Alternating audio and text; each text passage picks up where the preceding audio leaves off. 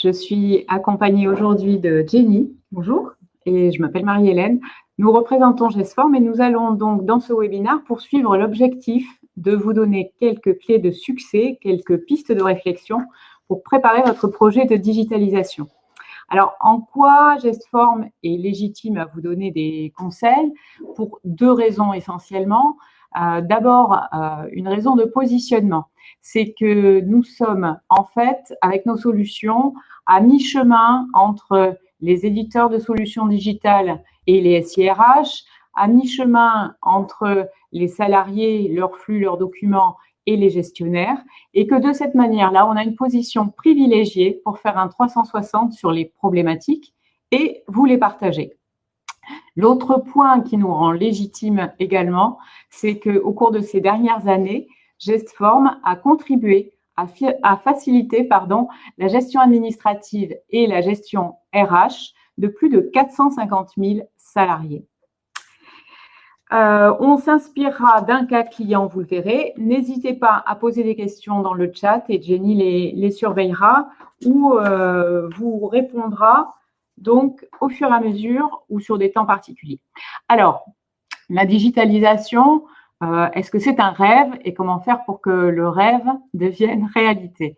Alors oui, c'est un rêve, c'est le rêve du salarié qui, comme nous en tant que consommateurs, on clique et on aimerait déjà que le colis soit arrivé dans la boîte aux lettres quand on achète en ligne. De la même façon, le salarié attend de plus en plus une réponse rapide, une réponse hyper personnalisée et une réponse pertinente. Donc, les outils digitaux entretiennent ce rêve et cette attente. Et puis, c'est aussi le rêve de l'employeur et du RH que d'apporter, d'être disponible et par ces solutions de gagner du temps, de gagner des charges administratives. L'outil contribue à la marque employeur, le salarié reste connecté et les gestionnaires est bien plus actif. Voilà, ça c'est le Graal, ça c'est le rêve. Bon, comment y arriver? Si vous retenez en fait une idée et le fil rouge qu'on souhaite transmettre, c'est que pour que le front office fonctionne et tienne ses promesses, il faut que le back office et donc tout ce qui va autour de l'outil, après l'outil, ce que le salarié ne voit pas, soit également à la hauteur. Donc, pour ne pas que ça tourne au cauchemar, tournons-nous un petit peu vers les coulisses et au principe de la réalité. Dans la vraie vie, qu'est-ce qui se passe? Dans la vraie vie, on a souvent de la résistance au changement. Elle peut venir des salariés, elle peut venir aussi des gestionnaires. Donc, ce n'est pas forcément le plus difficile, mais il est indispensable d'accompagner les projets de digitalisation et de dématérialisation, comme n'importe quel projet, c'est-à-dire avec beaucoup de communication, en associant les utilisateurs très en amont, en les faisant participer, tester et faire en sorte que la transition soit progressive, ne pas les déposséder tout de suite de leur repère pour ne pas avoir de rupture. Donc, encore une fois, un back-office associé au projet. Et un outil digital, oui, mais ça fait pas tout. Ce n'est pas un miracle. C'est pas grâce à ça que tout est réglé. Donc, il y a des choses à prendre en compte. On parlait tout à l'heure de la conduite du changement. Oui, c'est vrai. Mais aussi les cas du RGPD. On se pose cette question notamment pour le flux électronique et le flux papier. Les deux ne sont pas à dissocier. Tous les cas particuliers, parce qu'avec un outil digital, d'un coup, on crée des multitudes de cas qu'on n'avait pas prévus. Il faut prendre en compte toutes les évolutions et les paramétrages. Donc, quand vous choisissez un outil, n'oubliez pas de prendre en compte ces notions de paramétrage. La réglementation évolue, surtout dans le RH. Donc, il faut que votre outil puisse prendre en compte ces modifications. Et un outil digital, oui, mais il faut aussi qu'il soit interconnecté. Quand il n'est pas connecté avec de vieux outils, notamment quand ce sont des outils clients lourds ou des outils faits maison qui ne communiquent pas, on peut avoir dans la conduite du changement un petit peu de mal parce qu'on se dit toujours on n'a pas qu'un outil pour travailler, mais plusieurs. Donc, c'est vraiment des questions de fond qu'il faut se poser. Ouais. Pour ne pas recréer du recréer du travail ou ou du recréer délai. du papier ou ce genre de choses. Absolument. Alors, on a choisi un cas client qui nous est précieux, qu'on connaît depuis longtemps, avec qui on a beaucoup travaillé. On a travaillé depuis à peu près une dizaine d'années, même plus de 10 ans avec ce client. C'est une mutuelle qui avait une problématique qui a vécu une problématique, une évolution de rachat. Je vois qu'il y a quelqu'un là qui… c'est bon. Pardon, une problématique de rachat, donc une nouvelle organisation à inclure, donc de fait un centre de services partagés qui n'était pas encore un centre de services partagés, mais plusieurs services paye et administratifs à mutualiser. Le fait aussi que ce client avait des outils multiples, un portail, un outil HRA, un outil de ticketing et bien sûr, sinon ce serait pas drôle, des contraintes de budget importantes et forcément, puisque ça c'est une problématique qu'on connaît bien, une notion de confidentialité à gérer. Donc, ce que l'on a fait pour ce client, ça a été finalement quelque chose de très progressif. Donc, on parlait de solution tout à l'heure. Solution, ça sous-entend, pour alléger donc la digitalisation vers laquelle ce client est parti progressivement, on a mis en place un socle qui est passé au départ par la dématérialisation. Donc ça, c'est un petit peu la base qui va rassurer, associer tout le monde et qui va permettre, comme je le disais tout à l'heure, de démarrer une application pas sur du vide, mais sur de l'existant, sur un contenu riche, suffisamment riche, pour que les gestionnaires s'approprient l'évolution du virtuel. Et là-dessus, en particulier, on apporte du conseil sur des plans de classement pour qu'ils soient bien structurés, des plans de classement de documents salariés, pour qu'ils soient bien structurés et efficients pour les recherches. Ensuite, l'évolution, toujours dans le domaine de la démat, c'est de passer sur le traitement du flux. Une fois que les dossiers sont scannés, on traite le flux. Tout ça, ça rend les choses beaucoup plus fluides et ça permet de répondre à cette idée que les salariés envoient de moins en moins de papier et que de la même façon, les services RH passent également à l'électronique. On est parti ensuite, et ça a été plus récent dans cette évolution, encore une fois, qui est progressive, on est passé ensuite à ce qu'on a appelé du BPO, Business Process Outsourcing, c'est-à-dire de l'externalisation d'une partie des activités en amont de la paye pour que les gestionnaires, dans un ROI positif, puissent se concentrer, malgré l'évolution du périmètre et du nombre de salariés, pour que les gestionnaires et les RH puissent vraiment se concentrer sur leur métier, sur la partie la plus importante, la plus stratégique.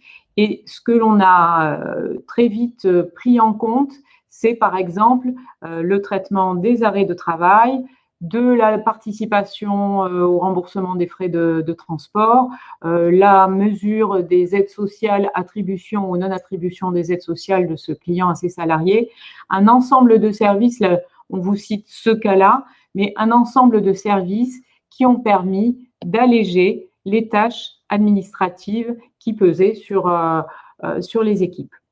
Alors, Gestamp s'est positionné du coup en tant que facilitateur pour reprendre toutes les tâches chronophages pour les gestionnaires qui, n'oublions pas quelque chose, c'est que lorsque vous avez un outil digital, vous avez le métier du gestionnaire qui évolue un petit peu. Il évolue parce que demain, alors certes, vous allez me dire, il doit faire de l'archivage papier. Oui, mais l'archivage papier, jusqu'à aujourd'hui, on le faisait quand on avait 5 minutes. Et c'était souvent reporté ou un stagiaire qui faisait ça en fin d'année. Avec les outils électroniques, on ne peut plus faire ça. L'archivage, il doit être instantané. Donc, ça veut dire qu'on rajoute quand même des tâches à nos gestionnaires pour qu'ils aillent mettre cette pièce dans un outil, sans compter que les gestionnaires, chacun a sa propre méthodologie. S'ils n'ont pas un plan de classement très structuré avec des règles, chaque gestionnaire le fait un petit peu comme il l'entend. Pour ce cas client, il a souhaité effectivement commencer par la dématérialisation des dossiers, justement pour pouvoir familiariser les gestionnaires et les utilisateurs dans ses équipes à ce qu'était la digitalisation et quel en était le bien fondé. Et petit à petit, c'est eux qui ont généré des besoins et qui nous ont sollicités et qui nous ont confié des flux. Alors, on en a cité 3 pour ce client-là. Il y en a encore 4 ou 5 qui n'est pas forcément que dans le métier RH, mais il y en a d'autres. Voilà. Et donc, petit à petit, ils se sont un petit peu allégés des tâches chronophages pour se recentrer sur leur cœur de métier et sur leur valeur ajoutée au niveau de leur travail. Les entretiens. Et n'oublions pas une chose, excusez-moi, c'est qu'on peut être beaucoup plus, vigilant, enfin, plus, je vais trouver le mot… Exigeant, merci, avec un prestataire extérieur, parce que là, on peut imposer des SLA, on peut imposer une réactivité qu'on a parfois du mal à imposer en interne. C'est particulièrement vrai, je crois, pour les arrêts de travail, c'est ça? Complètement. Alors, les arrêts de travail, mais pas que, aussi les transports, on n'en parle pas beaucoup, mais quand il y a des audits, notamment pour tout ce qui est la participation de l'employeur, on peut avoir des audits qui tombent à n'importe quel moment. Et donc, on peut être sollicité à la fois pour des campagnes ou pour du récurrent. Voilà. Prouver que ce n'est pas un salaire déguisé. Pour ce client-là, je voulais juste rajouter qu'on est en amont. Nous, GESForm, on a été positionné en amont de la paye, donc la réactivité, elle est à J. Voilà. On est sur des délais vraiment très, très courts. Ce qu'on reçoit le matin, on le traite pour le soir. Et j'arrête de parler. Non, en fait, alors, tu continues, non ? Je continue. Donc, dans le processus de traitement, on a trouvé ça plus sympathique de vous mettre un espèce de synoptique pour expliquer. En fait, on a finalement 2 flux. Un flux papier et un flux électronique. Alors, le papier, on peut en rire un petit peu en se disant qu'il y en a moins. Finalement, il y en a encore beaucoup dans les bureaux. Et puis, les salariés ne sont pas tous équipés de smartphones ou de scanners. Donc, du papier, on en reçoit encore. Certes, ce n'est pas la plus grosse volumétrie, mais il faut quand même la traiter. Bon, la réception, où on va la chercher, où le client nous l'envoie, peu importe, et après on numérise. Je vais écourter cette partie papier. Et on reçoit du flux électronique. Donc, l'avantage d'une entreprise comme nous, c'est qu'on a une équipe informatique qui est à la disposition de notre équipe de production et de nos clients et qui sait développer n'importe quelle interface pour pouvoir à la fois recevoir ou pouvoir livrer. Notamment dans les flux électroniques, on va savoir recevoir des mails cryptés, on va savoir récupérer sur des serveurs SFTP ou autre chose. Encore, on va savoir développer des API ou des web services pour pouvoir aller communiquer directement avec les outils de nos clients. Donc, une fois qu'on a développé cette grande partie de entrée-sortie, ce qui est le plus complexe, j'ai envie de dire, dans nos métiers, le reste de l'analyse. Alors, on a une partie de découpage de fichiers, parce que ce qu'on essaie de faire, c'est de mettre le moins possible de contraintes à nos clients et de lui demander simplement de nous déposer des fichiers. Et un fichier peut contenir un même document pour X collaborateurs ou X collaborateurs pour X documents. C'est nous, GESForm, qui les découpons et les scindons pour que cela fasse un PDF par collaborateur. Une fois qu'on a découpé les documents, on va analyser la complétude du dossier. Est-ce que pour tel processus, j'ai bien toutes les pièces? Et une fois qu'on a toutes les pièces, on va nous contrôler la conformité des pièces. Alors, dans des processus comme les arrêts de travail, il n'y a pas forcément de complétude. Par contre, il y a une conformité de la pièce. Est-ce que la date de fin n'est pas inférieure à la date de début? Est-ce que le mi-temps thérapeutique doit primer sur la maladie? Est-ce que ce document-là doit déclencher une indemnité journalière? Est-ce que si je le contrôle avec la gestion des temps, c'est l'arrêt de travail qui prime ou est-ce que ce sont les congés? Voilà, on va jusqu'à ce niveau d'analyse. Une fois qu'on a saisi ces informations, on a la capacité d'aller les intégrer directement. Alors, pour le document, qu'il soit électronique ou papier, on l'intègre dans un système d'archivage ou une GED, tout dépend de ce qu'a le client. Et pour les métadonnées, on sait les intégrer dans des ERP, la gestion des temps ou tous les systèmes d'information, HR Access, SAP, Cegid, enfin j'en passe. Alors, est-ce que ça veut dire qu'on fournit un outil au client? Non. Là, en l'occurrence, nous, on s'interface avec tous les outils du marché. Donc, un client qui aurait HR Access, NeoCase, plus un portail salarié, aucune problématique. On sait parler avec les trois. Et évidemment, c'est une analyse en amont du projet, mais aucune problématique pour communiquer avec les trois. Ça répond à la résistance dont je parlais tout à l'heure de encore un nouvel outil. Il faut l'éviter au maximum et il faut donner de la légèreté au projet.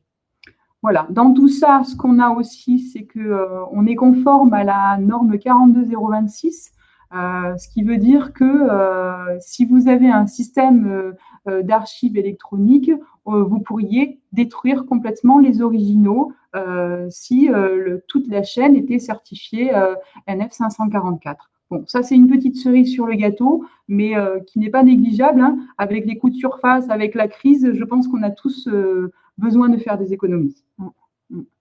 Alors, ce que je voudrais rajouter, c'est que, vous voyez les pictos de Gestform là sur cette slide, voilà. Encore une fois, pour rendre un back-office efficient, l'important, c'est d'appliquer les mêmes règles, la même équité, les mêmes consignes, l'obsession de faire une paye juste ou de faire un remboursement qui ne crée aucun précédent et aucune plainte chez les salariés, c'est très important. Donc, l'avantage d'une externalisation, l'avantage du BPO, c'est de pouvoir à un moment donné non seulement demander, enfin, avoir une obligation de résultat, mais aussi imposer ses procédures, ses règles de remboursement, ses règles de contrôle. Et le prestataire n'est pas un idiot qui recopie bêtement la procédure, mais en tout cas est tenu de l'appliquer. Donc, c'est une garantie de qualité, de constance qui est bien rassurante pour nos donneurs d'ordre. Ça, c'est évident. Ensuite, on n'a pas trop parlé du RGPD, mais on a une grosse action dessus. C'est qu'avant d'intégrer dans un archivage qui sera pérenne, on se pose des questions. Bien sûr. Le genre de question de est-ce que ce document, le RH a le droit de le collecter? Oui. S'il a le droit, est-ce qu'il a le droit de l'archiver? Alors, j'ai un cas toujours précis, celui du casier judiciaire. Oui, le RH a le droit de le collecter. Il a le droit d'en prendre connaissance. Mais la CNIL aujourd'hui dit qu'il n'a pas le droit de le conserver, ni électroniquement, ni papier. C'est un document qui est informatif et une fois que vous en avez pris connaissance, il doit être supprimé. Donc, clairement, dans la partie conseil qu'on apporte, c'est effectivement apporter ce conseil de dire ça, il ne faut surtout pas le numériser. Une fois que vous en avez pris conscience, vous en avez pris conscience. Point. Connaissance, pardon. OK. Et on a enfin le picto de l'ISO 27001 qui est une garantie aussi en termes de sécurité, puisque la 27001, c'est le management du système d'information. Donc ça, c'est souvent pour nos clients RH une tranquillité que de savoir qu'il y a des contrôles sur tout ce qui est infrastructure, réseau et application des normes de sécurité informatique. Tout à fait. Alors, si vous avez des questions, n'hésitez pas. On va pouvoir les prendre maintenant. Ce qu'on a voulu citer là, c'est le fait que, vous le voyez, on peut être finalement quelque part un peu le relais CSP de ces grands comptes. Tout ce qui est externalisation ne part pas forcément en pays offshore. Gestform contribue à un emploi local. Et vous voyez ici quelques-unes de nos références ressources humaines. Donc ça, c'est quand même une belle carte de visite.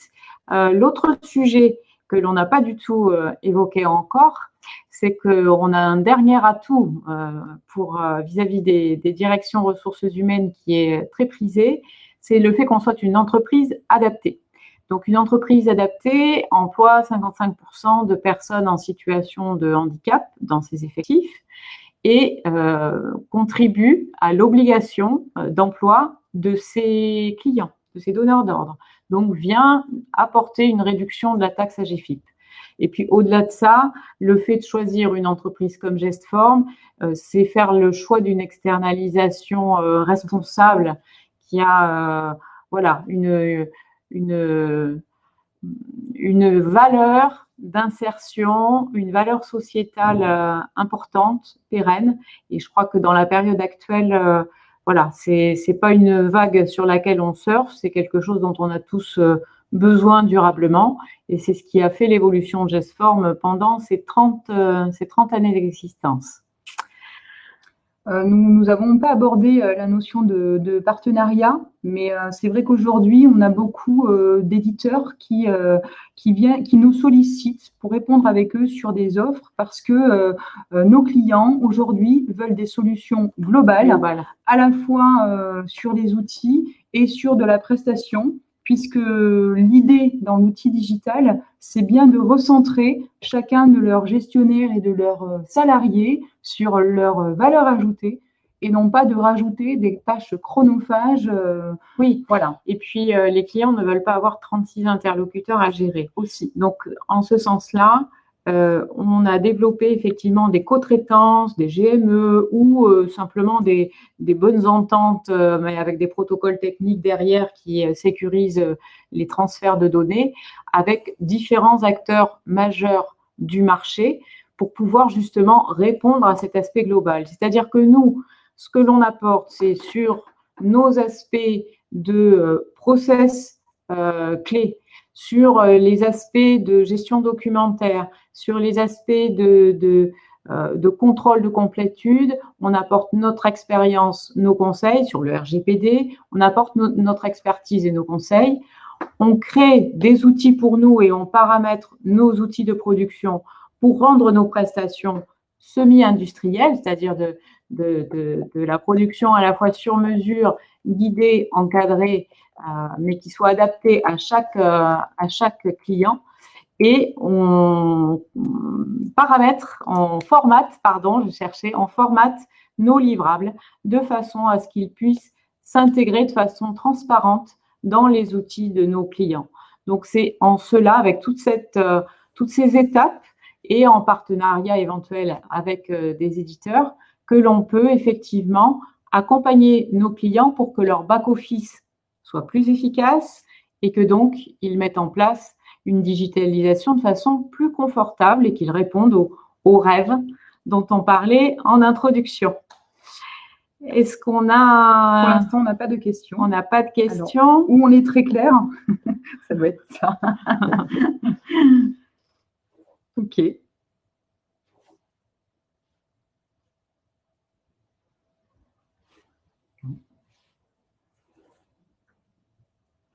Parfait.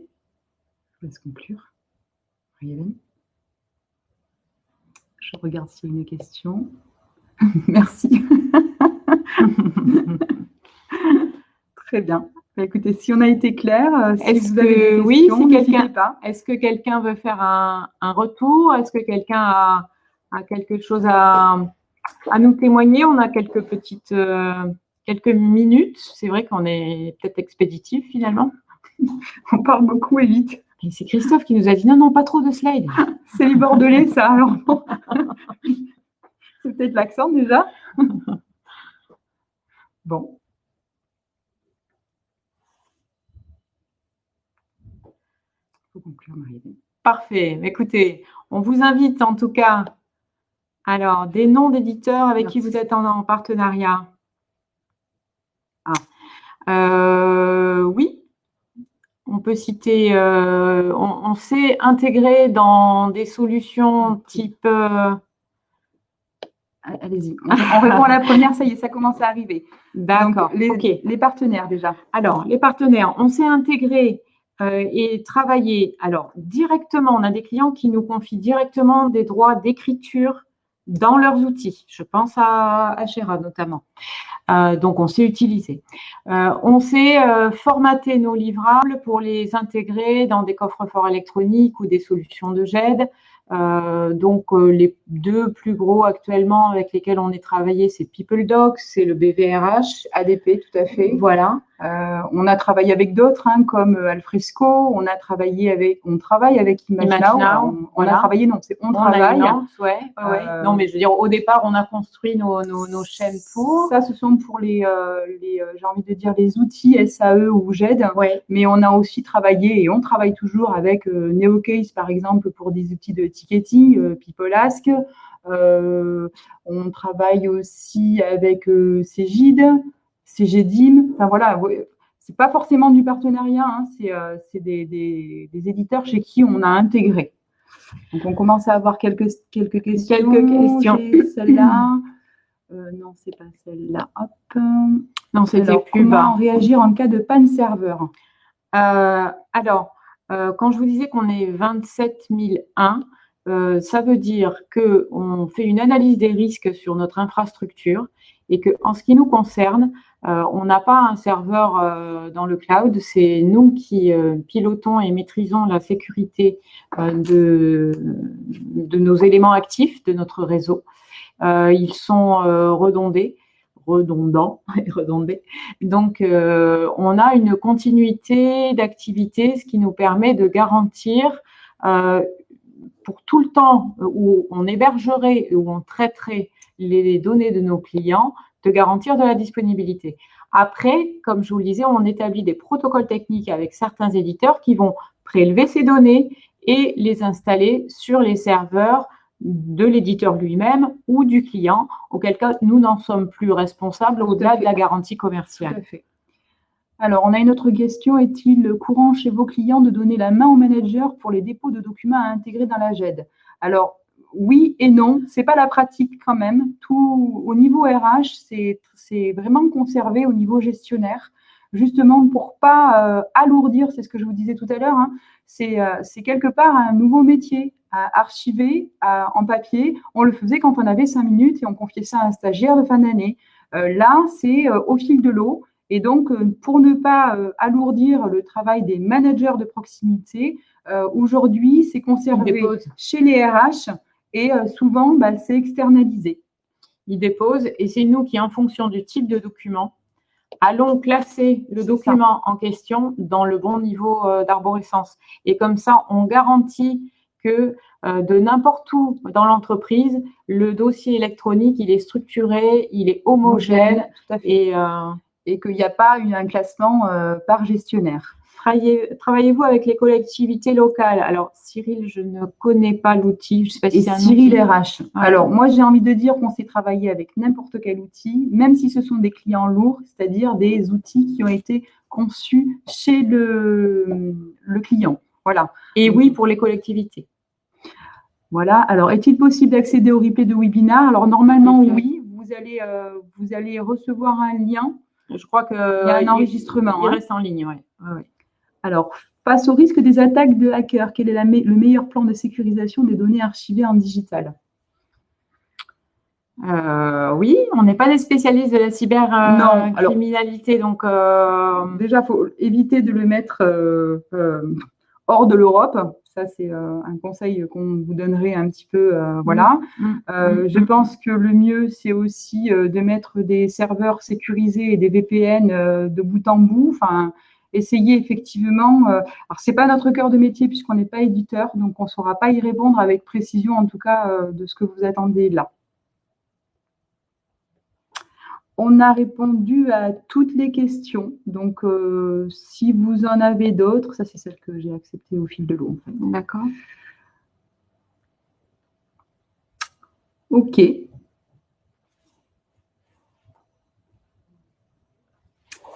S'il n'y a pas d'autres questions, vous pouvez nous contacter aux adresses mail que vous voyez donc sur la dernière slide. Parfait. Il nous reste à vous remercier. On a été, j'espère, efficace, synthétique pour vous donner des bonnes pistes de réflexion dans la gestion de ce projet.